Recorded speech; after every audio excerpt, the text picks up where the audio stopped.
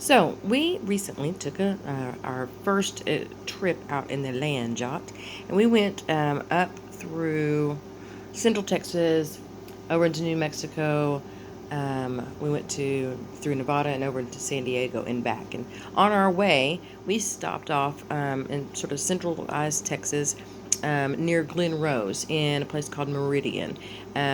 We were able to access the Meridian Creek, and from that we discovered all these cool fossils. And so if you look at this one is a oyster. Obviously it's a bivalve from the Cretaceous period. It's a fossil, and this is sort of known to Texas. This was created, obviously, whenever there was waters from the Gulf of Mexico or Gulf of America, however you'd like to say it, that were further inland at the time, and these oysters were, obviously at the bottom of the water, and the whatever situation occurred to where they became fossilized. So this, like I said, is one of the types that we saw.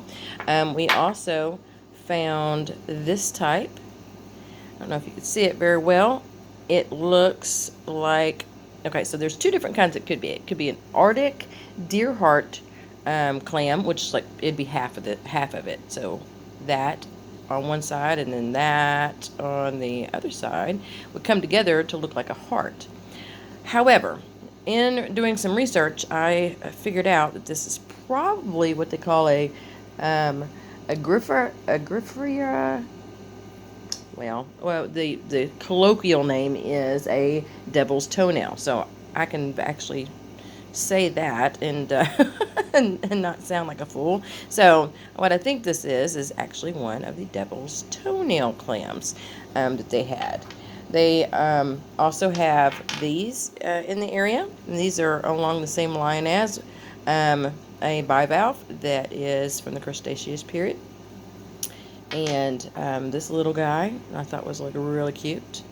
Oops, sorry, dropped it. So you have all these down there, as well as in looking at, we found these rocks that are more like a conglomerate of all these little shells. I don't know if you can sort of tell right there. There is an imprint of a shell there, over here, and you can sort of see the shells that come through it, which were all from the same time period here in Texas. So anyway, I wanted to share some of our cool little finds, and just remind y'all that whenever you get out there, sometimes all it takes to find a little treasure of your own is to look down and dig.